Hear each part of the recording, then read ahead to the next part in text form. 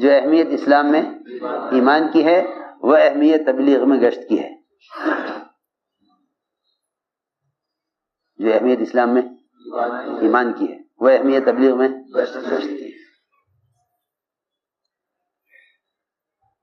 جو تم تو کیوں سوچتے ہیں کہ بھئی دیکھو گشت کا موقع ہے یا نہیں. جی ہاں، مولانا الیاس صاحب نے جماعت گشت کے لیے تیار کی. جماعت گشت کے لیے جماعت گشت کے لیے تیار کی اور پھر دیکھا تھوڑی دیر کے بعد کہ لوگ یہاں بیٹھے. فرمایا تم گئے نہیں؟ جماعت نے کہا حضرت بارش بہت تیز ہو رہی ہے، بارش بہت تیز ہو رہی ہے، ہم انتظار میں ہیں، ذرا بارش تھم جائے گی تو نکل جائیں گے. حضرت نے فرمایا ذرا باہر دیکھنا بھائی جھانک کے، بارش میں کوئی پھرتا ہوا نظر آ رہا ہے؟ بارش میں کوئی پھرتا نظر آ رہا ہے؟ دیکھا ذرا باہر کوئی نظر آ رہا ہے پھرتا ہوا؟ لوگوں نے کہا ہاں جی وہ ایک صاحب برساتی اوڑے بھاگ رہے ہیں. پوچھا کہاں جا رہے؟ کہ بھئی اسٹیشن جا رہا ہوں، ٹرین پکڑنی ہے. ہوا کرے بارش، ٹرین تو نہیں چھوڑنی، ٹکٹ اتنے کا ہے، اگلی کوئی ٹرین نہیں ہے. جی ہاں، ایک کو دیکھا کہ وہ ریڑھی پر سامان بیچ رہا ہے، بارش ہو رہی ہے لیکن اسی میں وہ اپنا سامان لگا کر نکلا ہوا ہے، برساتی اوڑھے ہوئے ہے. کہ بارش ہے تم کہاں جا رہے ہیں؟ کہ نہیں جی دکان لگانا ضروری ہے. ہوا کرے بارش.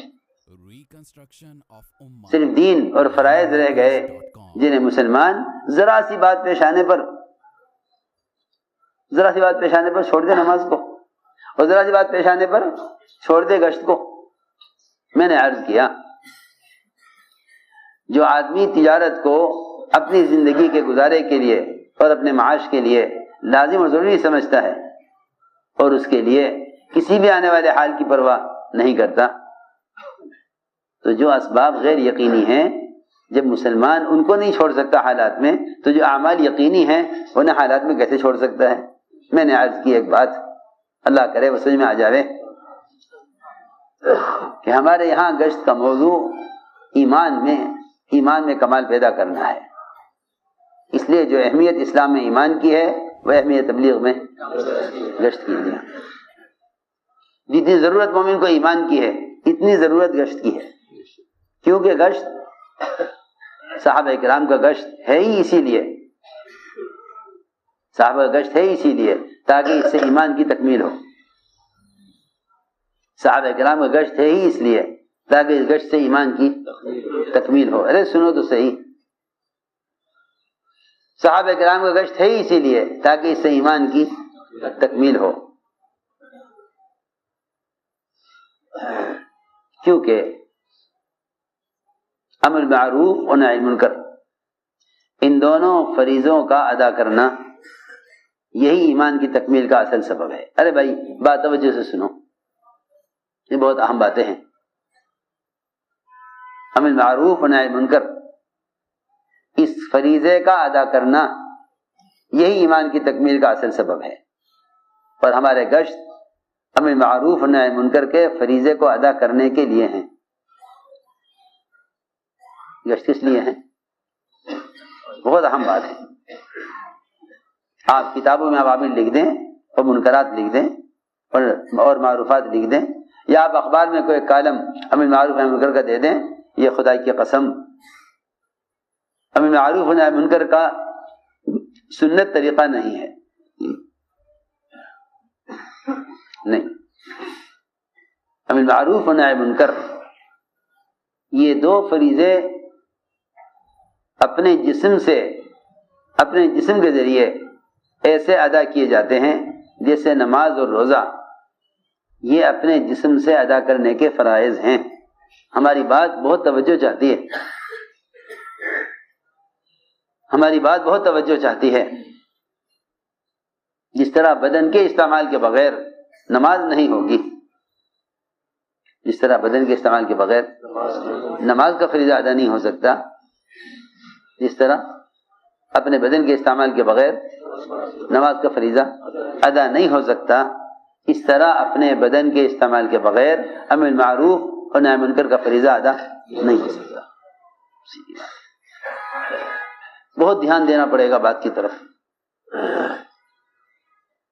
جس طرح نماز کا فریضہ جسم کے استعمال کے بغیر ممکن نہیں ہے، اس طرح امر معروف اور نہی منکر کا فریضہ بدن کے استعمال کیے بغیر اس کا ادا ہونا ممکن نہیں ہے. آپ میری بات کی طرف پوری توجہ دیں، کیونکہ یہ گشت مٹر گشتی نہیں ہے، یہ گشت محض ملاقاتیں کرنا نہیں ہے، بلکہ ایمان سیکھنے کے عنوان پر لوگوں کو ان کے ماحول سے نکالنا گشت کرنا ہے. اگر آپ صحابہ کرام کی ملاقاتوں پر اور ان کی گشت پر غور کریں، صحابہ کرام کی ملاقاتیں ان کی گشت پر آپ غور کریں تو آپ کو یہ ملے گا کہ صحابہ سے ملاقاتیں کرتے، ہاتھ پکڑتے، خوشامد کرتے اور صرف اتنا کہتے کہ ہمارے ساتھ چلو، ہمارے ساتھ اٹھو، ہمارے ساتھ بیٹھو مسجد میں، اپنے رب پر ایمان لائیں گے. آپ کو یہ ملے گا اگر آپ غور سے ذرا حیات الصحابہ پڑھیں اور دیکھیں حیات الصحابہ میں ایمان کی تجدید کے باب میں صحابہ کا کیا عمل نقل کیا ہے، اس میں یہ ملے گا. اور اسی علماء نے لکھا بھی ہے کہ اگر کوئی شخص اپنی ذات کی اصلاح میں مشغول ہے، اپنی ذات کی اصلاح میں مشغول ہے مگر دوسروں کو بھلائی کا حکم نہیں کرتا اور دوسروں کو برائی سے نہیں روکتا تو ایمان کامل نہیں ہوگا.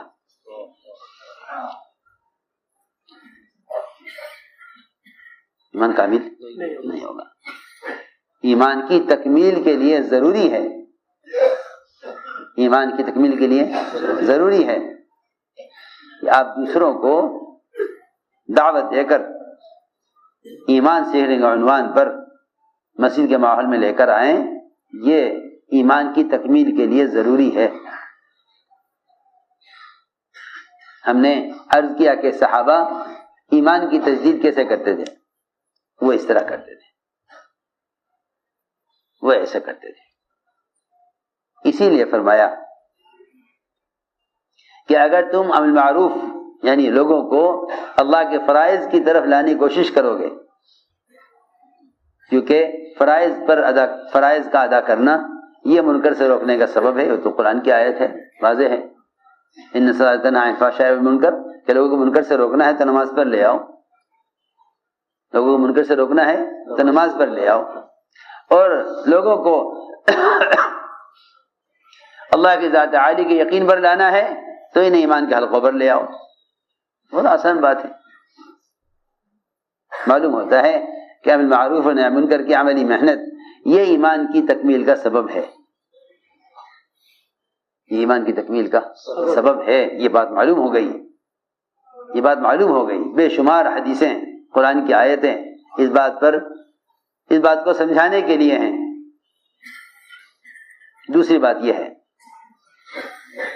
کہ حضور اکرم صلی اللہ علیہ وسلم خود اور آپ نے اپنے صحابہ کرام کو اس کا عادی بنایا تھا. اذا حزبه امر فزع الى الصلاة، کہ جب کوئی بھی گھبراہٹ اور پریشانی کی بات پیش آ جائے تو مسجد کے علاوہ اور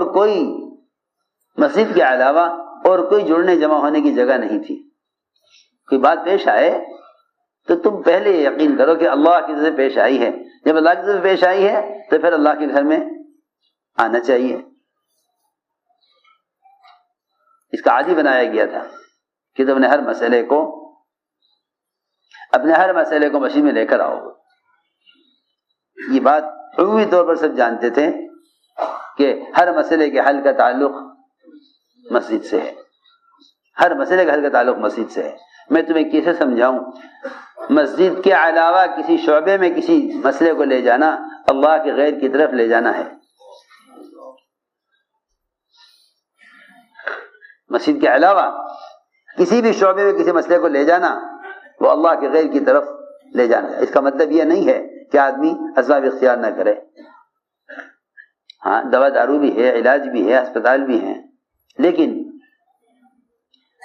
سوال اس بات کا ہے، صرف اتنی سی بات ہے کہ تم نے کسی حال کے آنے پر مقدم کس چیز کو کیا؟ جس کو تم نے مقدم کیا اس پر تمہارا ایمان ہے، جس کو تم نے مقدم کیا اس پر تمہارا ایمان ہے، جس چیز کو تم نے مقدم کر دیا اس پر تمہارا ایمان ہے، اور جس کو تم نے پیچھے کر دیا وہ تمہارے نزدیک غیر یقینی ہے۔ اگر تم نے سب کو مقدم کیا ہے تو تمہارا عمل پر یقین نہیں ہے، اور اگر تم نے عمل کو مقدم کر دیا ہے تو سب پر تمہارا یقین نہیں ہے۔ بہت بڑھیا بات ہے۔ لوگ پوچھتے ہیں کہ پھر یہ کیسے پتہ چلے؟ ہم تو اسباب اختیار کرتے ہیں، ہم تو اسباب اختیار کرتے ہیں، تو پھر ہم مومن ہوئے یا نہیں ہوئے؟ یہ ایک سوال ہے۔ ہم تو اسباب اختیار کرتے ہیں تو ہم مومن ہوئے یا نہیں ہوئے؟ میری بات توجہ چاہتی ہے۔ بہت آسان جواب ہے اس زمانے میں جو لوگ اس الجھن میں پڑے ہوئے ہیں کہ اسباب کی اختیار کرنے والا مومن ہے یا نہیں، اور اسباب اختیار کرنے والے کے اندر توکل ہے یا نہیں۔ بہت آسان جواب ہے۔ وہ صرف یہ دیکھ لے کہ جب کوئی حال پیش آیا تو اس حال کے پیش آنے پر پہلا خیال عمل کی طرف اور پہلا قدم عمل کی طرف اٹھا یا نہیں۔ اگر پہلا خیال عمل کا آیا اور پہلا قدم اٹھائے عمل کی طرف، پھر تو یہ ایمان والا ہے، اس کا یقین۔ السلام علیکم دوستو، ویلکم ٹو مائی چینل، اور ہم آپ کو دکھا رہے ہیں لائیو۔ دیکھیے پہلا قدم اور پہلا خیال آتا ہے سبب کا، تو بس سمجھ لو کہ اس کے دل اور دماغ پر اللہ کے غیر کا یقین چھایا ہوا ہے۔ سیدھی بات ہے۔ اس لیے میں نے عرض کیا کہ حضور اکرم صلی اللہ علیہ وسلم نے ہر بلا سے مقابلے کے لیے صحابہ کو اس کا عادی بنایا تھا کہ تم سیدھے اپنے مسئلے کو لے کر مسجد آ جانا، مسئلے کو لے کر سیدھے مسجد آ جانا۔ جو ہی تم مسئلے کو لے کر مسجد میں آؤ گے نا، اللہ تعالیٰ فوراً تمہارے کام میں لگ جائیں گے۔ میرا بندہ میرے گھر آیا ہے مسئلے کو لے کر۔ یہ تو زمانے کے احمقوں کا خیال ہے کہ مسجدیں چھوڑ دو تاکہ عذاب ٹل جاوے۔ حدیث تو کہہ رہی ہے مسجدوں کا آباد کر لو تاکہ عذاب ٹل جاوے، تم کہہ رہے مسجدوں کو تالے لگا دو تاکہ عذاب ٹل جاوے۔ اللہ کے عذاب کو دعوت دے رہے ہیں مزید۔ مسجدوں کو چھوڑنے والے اللہ کے عذاب کو مزید دعوت دے رہے ہیں۔ جس یقین کے بگڑنے سے حالات بگڑے ہیں، جن اعمال کے بگڑنے سے حالات بگڑے ہیں، یہ مزید حالات کو بگاڑنے کا تمہیں مشورہ دے رہے ہیں۔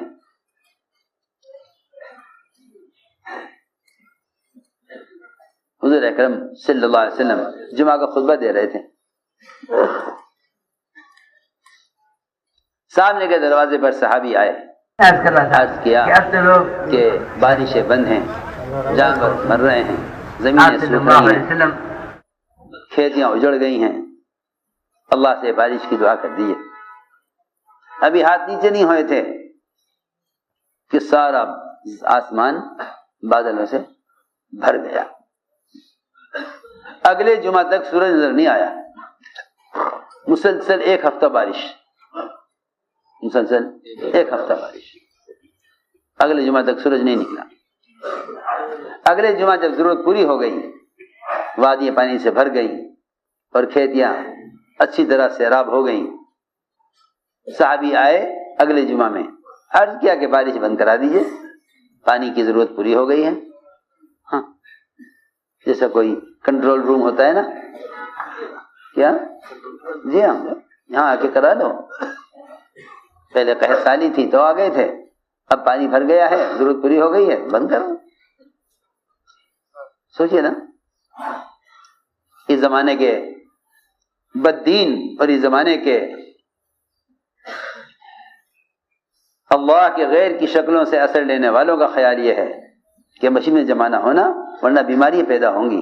ارے تم مسجد میں جمع ہوگے، تم میں سے ہر دو کے درمیان ایک فرشتہ ہوگا، تم میں سے ہر دو کے درمیان ایک فرشتہ ہوگا۔ تم یوں کہو گے کہ نہیں ہم میں سے ہر دو کے درمیان بیماری ہوگی، وہ اللہ کہہ رہے نہیں، تم میں سے ہر دو کے درمیان ایک فرشتہ ہوگا، ہر دو کے درمیان ایک فرشتہ ہوگا۔ تمہیں ڈاکٹر کہیں گے نہیں ہر دو کے درمیان بیماری ہوگی۔ میں کل میں سوچ رہا تھا، میں نے کہا دیکھو یہ نماز چھوڑ کر بازار میں جائیں گے شیاطین کے پروں میں رہیں گے. ان کے آپس میں کتنی اس کا اٹھا دو یہاں سے.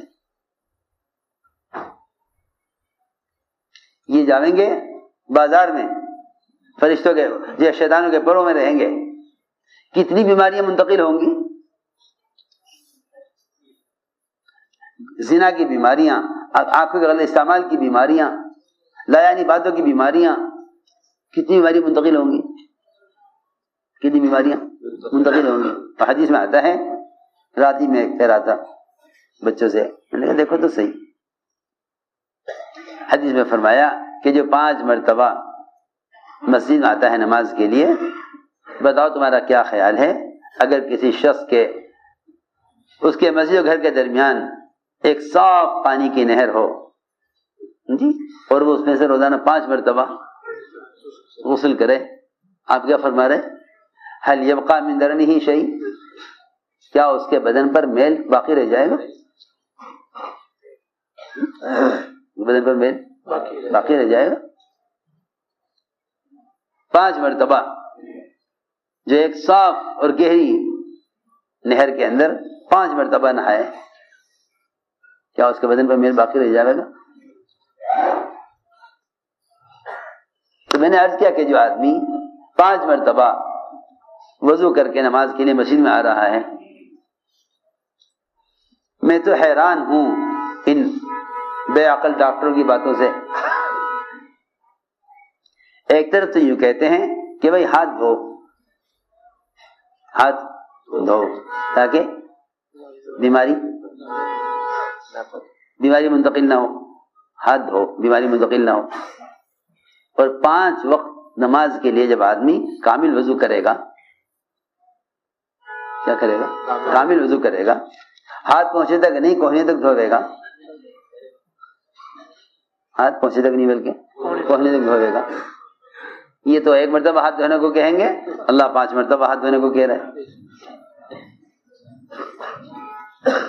کم سے کم 5 مرتبہ ہاتھ دھونا. اور یوں بھی مومن کے پاس جو ہتھیار ہے، وہ ہتھیار سب سے بڑا ہتھیار مومن کے پاس باوضو رہنا ہے. بڑا ہتھیار مومن کے پاس جانتے ہیں آپ کہ باوضو آدمی کیا ہوتا ہے؟ ہتھیار باندھے ہوتا ہے، مسلح ہتھیار بندھا ہوا، ہر وقت دشمن کے مقابلے پر اس کے بعد ہتھیار تیار ہے. کیوں؟ کہ باوضو ہے. کیا ہے؟ باوضو. جی ہاں، خود ہی یہ کہتے ہیں ہاتھ دھو، اور خود ہی یہ کہتے ہیں کہ ہاں مسجد نہ آؤ نماز کے لیے کہ بیماری منتقل ہوگی. ارے عجیب بات ہے، جو آدمی کامل وضو کر کے آ رہا ہے نماز کے لیے، اسے بیماری کیسے منتقل ہو جائے گی؟ آپ یہ بھی کہتے ہیں کہ ہاتھ دھو بیماری منتقل نہ ہو، اور یہ بھی کہتے ہیں کہ نہیں نماز ساتھ نہ پڑھنا بیماری منتقل ہوگی. جی ہاں، جب مسلمان گمراہی کے راستے پر چل پڑتا ہے تو اس کو اعمال میں ناکامیاں نظر آنے لگتی ہیں. آدمی گمراہی کے راستے پر چل پڑتا ہے، جو گمراہی کے راستے پر چل پڑتا ہے تو پھر اس کو اعمال میں ناکامیاں نظر آنے لگتی ہیں. یہ گمراہی کی سب سے بدترین شکل ہے، یہ گمراہی کی سب سے بدترین شکل ہے کہ اعمال میں نقصان نظر آنے لگے. اور یہ ہدایت کی سب سے عمدہ شکل ہے کہ اسباب میں ناکامیاں نظر آنے لگے. ہماری بات توجہ چاہتی ہے.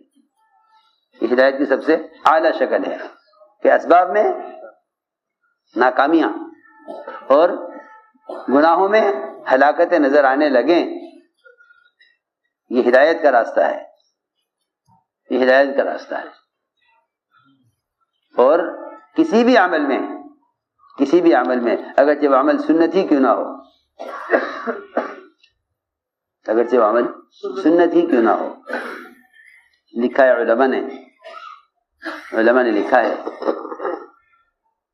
کہ حضور اکرم صلی اللہ علیہ وسلم کی وفات کے بعد سے لے کر حضور علیہ وسلم کی وفات کے بعد سے لے کر قیامت تک مخلصین مخلصین اللہ والے دنیا میں جتنے بھی خیر کے کام کریں، دنیا میں جتنے بھی خیر کے کام کریں اور جتنے بھی رفاہی کام لوگوں کو راحت پہنچانے کے، مسجدیں بنوائیں، کنویں کھدوائیں، یتیم خانے تعمیر کرائیں، زوایا بنوائیں، خانقاہیں تعمیر کرائیں، علماء نے لکھا ہے کہ ان سب مخلصین کے قیامت تک ان سارے خیر کے کاموں کے اندر وہ انوارات نہیں ہیں جو نور صرف حضور اکرم صلی اللہ علیہ وسلم کی استنجے کے لائن کی سنت میں ہے. یہ لکھا علماء نے، سمجھے؟ مشکات شریف کی شرح ہے مظاہر حق،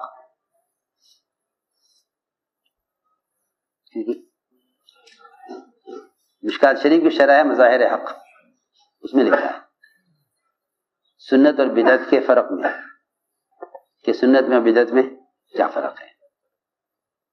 اگرچہ وہ بہت اچھی بدعت کیوں نہ ہو، ہاں بھائی اچھے کام ہیں، یہ اچھے کام ہیں.